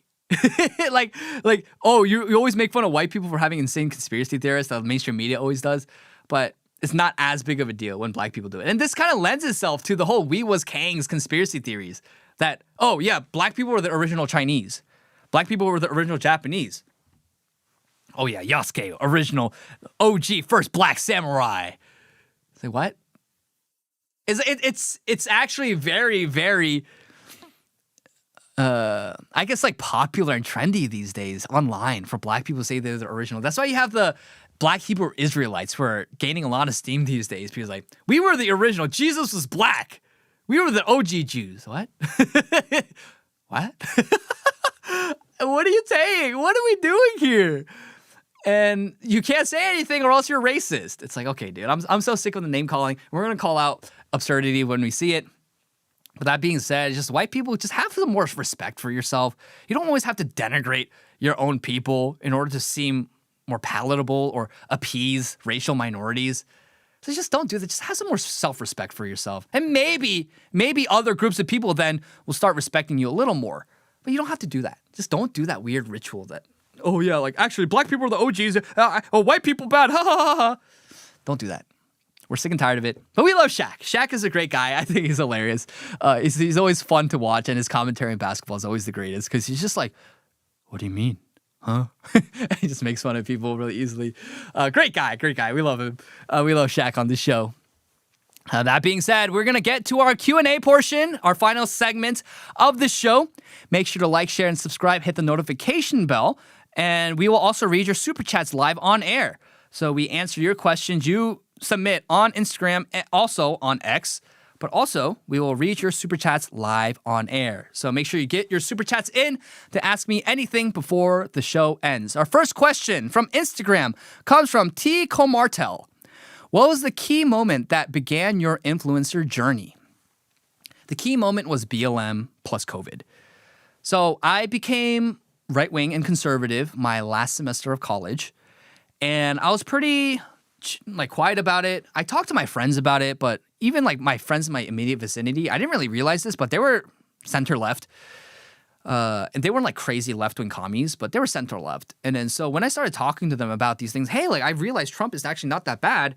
They were just like, no, like Trump is evil. Trump is evil. And at the time, I didn't really know too much about politics or about Trump to say anything back to them. I was like, okay, whatever. We can agree to disagree.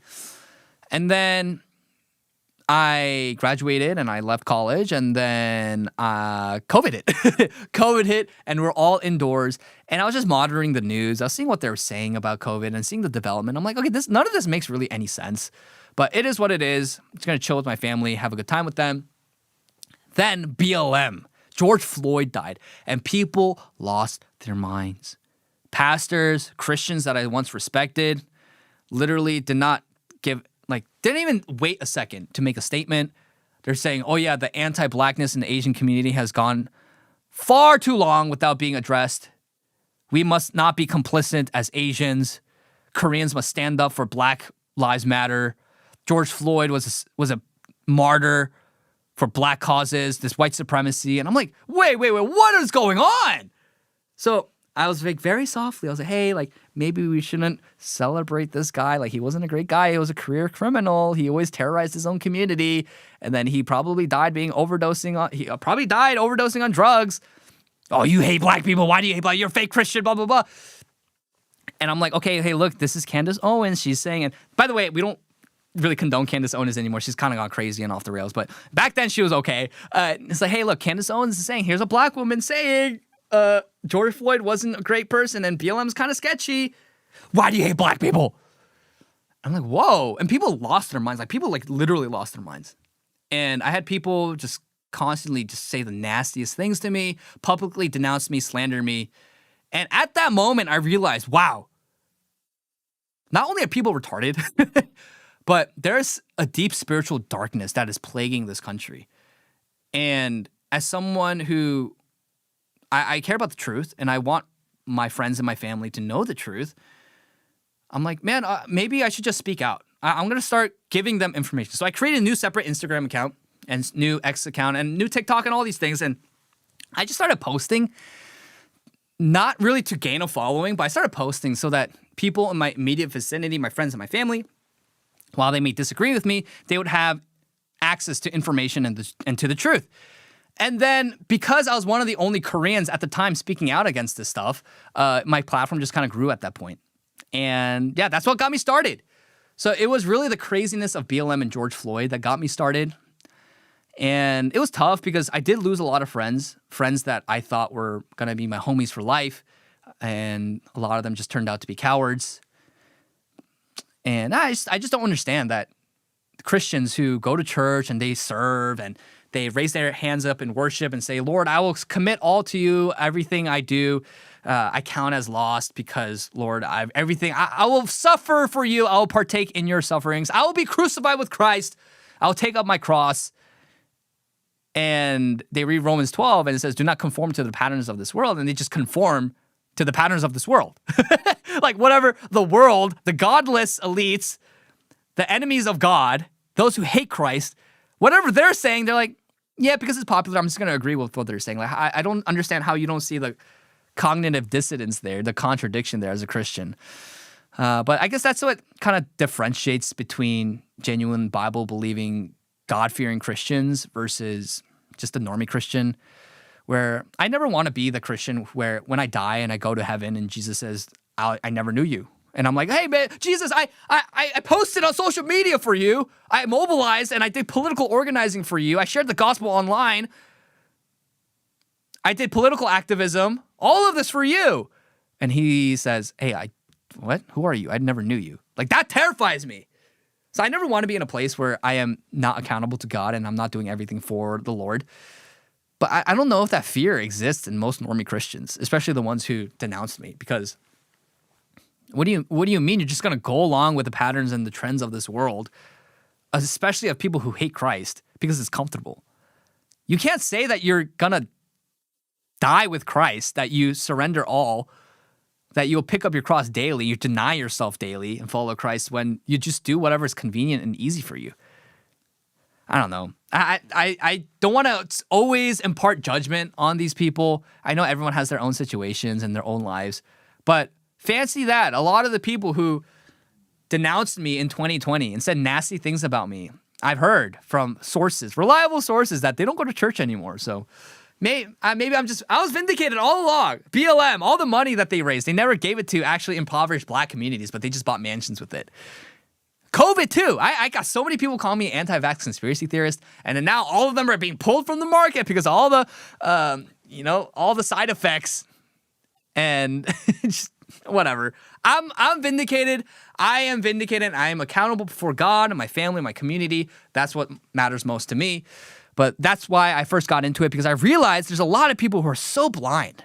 And if I can wake up just a few people and give voice to a lot of the Korean Christians who feel like they have no voice and have no representation, well, I believe then it's worth it. All the hate and all the vitriol and all the attacks that I get and all the loss of opportunity, it's worth it because, I don't do this for myself. I never did do it for myself. I never did it for the money or the fame. I did it because I cared. I cared about the truth and I cared about people. And I don't want people led astray to death and to slaughter. And people might say, oh, you're just being pretentious and you're faking it. I mean, yeah, but I don't care what haters on the internet think. I'm accountable, again, to God, to my family, and to my immediate community, my friends, first and foremost. So that's what I care about. So thank you for that question. Next question comes from X. Non-egalitarian. Great name, by the way. We are not egalitarians here on the show. Liquidus Snake asks, Stellar Blade, Eve or Evie? You spell Stellar Blade wrong. But Eve or Evie? Man, I'm going to have to go with Eve. I know. I defended Evie online against people who said, oh, it's a pedophile. Oh, it's, pedo bait, making Evie look like a child. So obviously, that's just not it, okay? There's people in Korea who are in their 30s who people still think are teenagers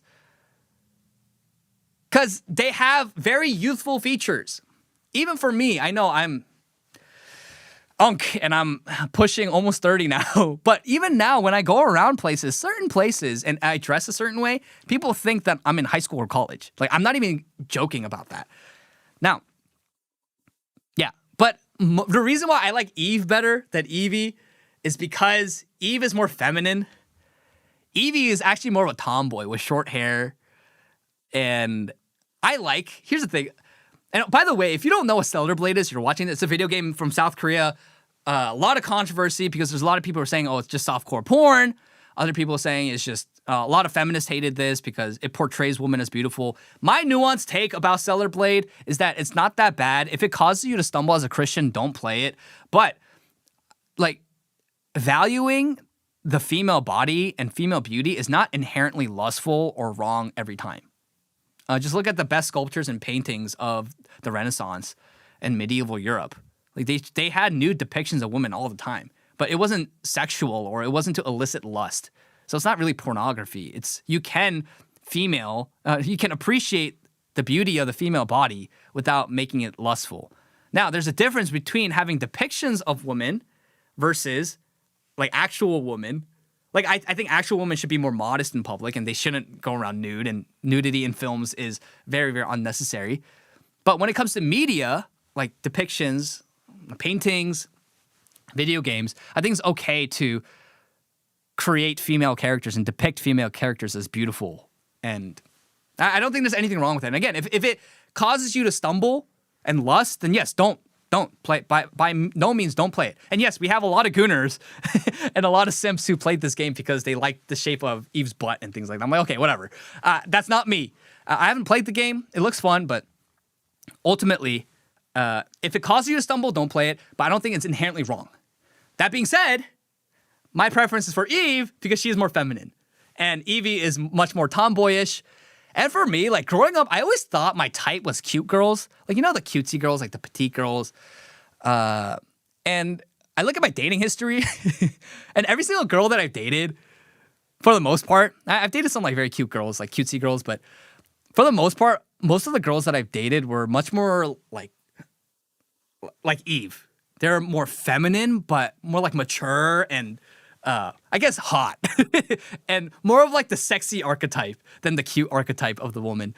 So I think I just kind of realized that for myself. Like, okay, maybe I do like more of the sexy, hot archetype of the woman than I do like the cute archetype. And I thought I always liked the cute archetype, but I actually do like the more mature type of woman. So I think Eve embodies that a little better and much more than Evie, because Evie is more tomboyish with short hair and the way that she presents themselves and how the artists created her. So yeah, that's my take. I think Eve is better than Evie. Crucify me if you hate me for that. But I think that's just a generally popular take, I think. I don't know. A lot of dumb fake outrage online about video games, most of the time coming from feminists, because they just hate female beauty. But female beauty is a great thing. The Bible talks about it in Song of Songs too. That female beauty is a thing to behold, and there's nothing wrong about that. And there is a way to behold female beauty without making it sexual or sinful. I know that's a nuanced take that is really hard for a lot of people to take in, but it can be done. Things can be in Christian ethics. Two things can be held in healthy tension. Doesn't mean that one is bad or the other is bad, but they can be held in healthy tension within the proper boundaries. And it can be okay and permissible for the Christian. Okay, those are those questions. Do we have any super chats today? All right, no super chats, which is kind of surprising because I went viral and I thought a lot of people would get some super chats because I went viral for saying I'm going to shave my head. But we will be shaving my head. I'll be shaving my head later today at 7 p.m. Eastern here on YouTube. Also, I'll do it on Twitch and Kick as well. Yeah, we're shaving my head. We're shaving my head, and we're going to do so at 7 p.m. Eastern. It's going to be fun. It's going to be a short stream, but we're just going to shave my head. I'm going to chat with viewers, have a good time with it. So, yeah, GG's to Korea. Should have won. So terrible. But, yes, remember to like, share, and subscribe. Hit the notification bell. And do all of that stuff. Make sure to leave a 5-star review on Apple Podcasts and Spotify, wherever you get your podcasts from. And we are signing out for the weekend. My name is Kongmin Lee. And this is the Kongmin Lee Show. And we are all about restoring faith, identity, and civilization from east to west. And we will close this out with a quick prayer. We always want to wrap things up with prayer. I think submitting everything to God is like so important. So, Father in heaven, we thank you for your goodness and your sovereignty. Lord, we know that you are the author of all things beautiful and all things good. Lord, we pray that your hand would be upon this country, be upon Korea, and be upon even the online sphere, that you would purify it, that you would orient people towards the eternal good that is found in you, Lord Jesus, and that you would continue to bless your people. You would strengthen your warriors and your soldiers to continue to advocate for your truth, the truth found in your word and in your statutes. Lord, may we love your statutes. May your law and your commands be like honey on our lips, be sweet and be desirable. Lord, may we continue to seek holiness and righteousness in everything that we do. Lord, would you be near to the hurting and the brokenhearted and to those who are suffering? Would you convict our politicians and our leaders to do what is just and good in your eyes and to lead their country forward? And would you wake up the hearts of the lost to see that you are the one true King? Lord, we thank you so much even for this opportunity to have this show. We pray all these things in Jesus' name. Amen. Thank you so much, guys. Have a great and blessed weekend. I'll see you back here on Tuesday at 11 a.m. Eastern. And then if you want to see me shave my head, come see me shave my head. Until then, peace out. God bless. Have a great weekend. See you guys.